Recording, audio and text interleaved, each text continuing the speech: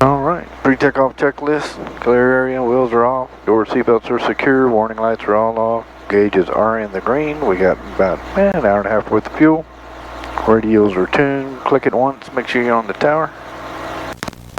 Yep. Alright, off with the cyclic friction, off with the collector friction. Here is essentially no wind today, we're going to use runway 20 I guess. Cape Tower, helicopter 211 Tango Bravo. 211 Tango Bravo, Cape 90% power and governor on. 211 Tango Bravo is on the ramp. Cape Coppers like to lift and depart initially to the west, enter a right downwind for runway 20. 211 Tango Bravo, approved as requested. The wind calm, altimeter 3044. Departure drone risk, uncontrolled movement area. Use caution and report the downwind. 211 Tango Bravo, I'll call you on the downwind. All right, sir, you're ready to go. Southern Tower, Carbondale, 261 Juliet, 15 south, light proceed right. So palm for the practice. RNAV 36 right, we have hotel. Looking out the window there. 261 Juliet, sounds like you're still up Cape. All right. If you don't mind, slide to the left about 10 feet or so. All right, looks good. Let's just go right down Foxtrot. Be aware of where your tail is so you don't put your tail into the snow there. There you go. I just wanted to talk to you one more time. And we're staying on pattern for runway 20. Straight ahead, we're going to enter right downwind for 20. Alright. And we got our carb heat is full on.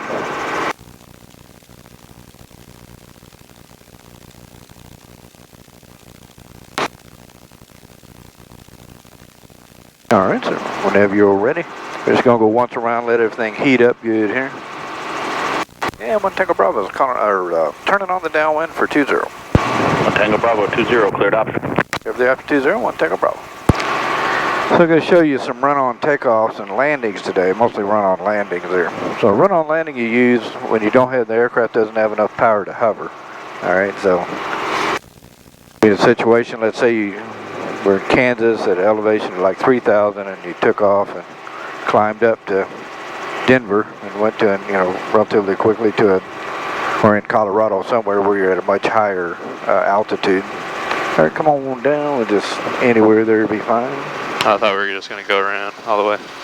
No, we're going to land, so. Okay. All right, keep the aircraft in trim, come on down, and just land anywhere on the runway. What I'm saying, we're going to go once around just to heat everything up, let all the operating temps get up real good.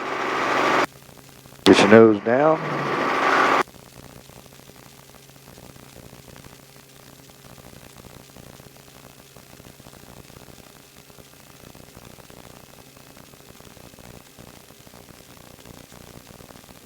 Alright, looking good. Just bring her to a nice hover here and then set it down.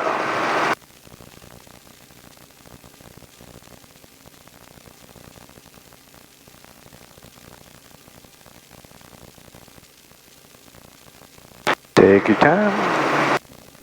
Yep, we gotta take your time. Be patient on the sit down. Alright, go ahead and pick it up. I'm gonna go around. Looking out the window. There you go. Oh, too much left over there. Yeah, okay.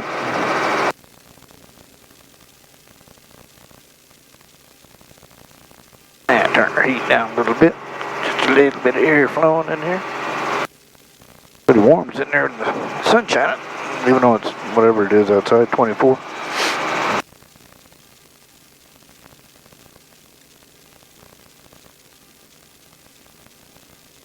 Okay, so run-on landing is used if the aircraft doesn't have enough power to hover.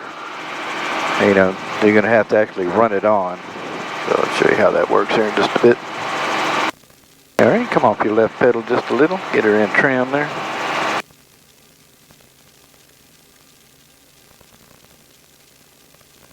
All right, go ahead and make your downwind call. We'll apply the carb heat full on. Cape Tower Tower, this is helicopter 211 Tango Bravo, midfield right downwind for runway 20, request for option. Helicopter 211 Tango Bravo, runway 20, cleared option.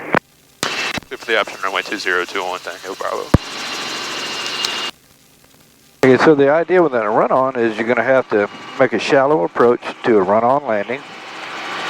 And you want to keep the aircraft just above translational lift. It takes much less power to hover taxi if you're hover taxiing at a speed just above translational lift.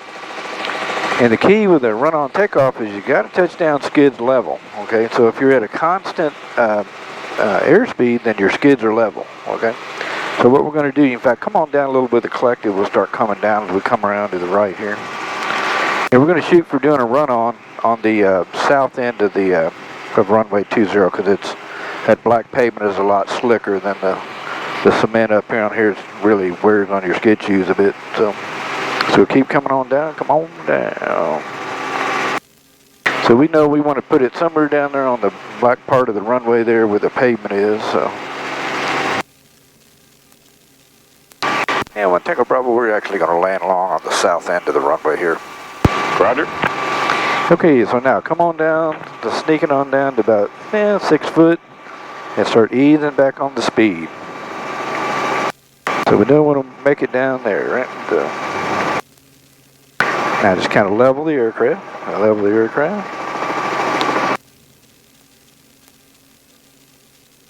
Alright. The key parts of this is you got to keep your nose pointing the way you're going. And I'll help you with the first one here, but you want to come, there you go, this airspeed here looks good. If we maintain this airspeed right here, then our skids are nice and flat, alright? In other words, level with the pavement, level with the runway rather. Alright, now let's start slowing down a little bit because we're a little bit fast. We want to be about 25 or so on the airspeed. There you go, now just kind of level the aircraft. Now stay on here with me. We're going to keep it right here at 25-ish or so. There's no wind today, so it's going to feel like we're going pretty fast across the ground. Now we got our skids level, and we're barely lowering the collective down a little bit. We just almost let it, see how smooth that is? Just let it surprise you almost when it touches. Now once you're sliding here and it's relatively smooth, and come down a little bit with the collective, see, and you'll actually start to stop. What you never want to do is come back with the stick to try to stop it. That's not good because you can get your blade into the tail. Alright, now for a run-on takeoff, I tell you what, let me let you have the aircraft. Go ahead and pick us up. We're going to come back around for another run-on landing. Looking out the window.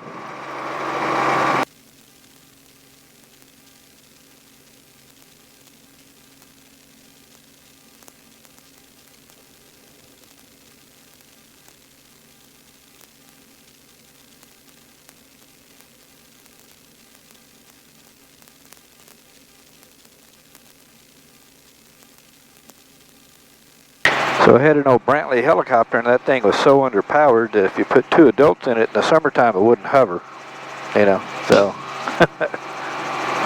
Come off your left pedal just a little bit. You'll get her stringed and trim there. So I often joked, and it's almost not really a joke, it's kind of true, that if you flew a Brantley for 100 hours and you survived it, you're going to be a good helicopter pilot, because you learned how to manage not having any power.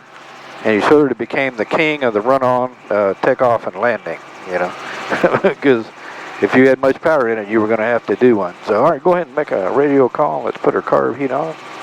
Clear to Tyler, helicopter 211 Tango Bravo is midfield right now, wind runway 20, request for option. Helicopter 211 Tango Bravo, runway 20, cleared option.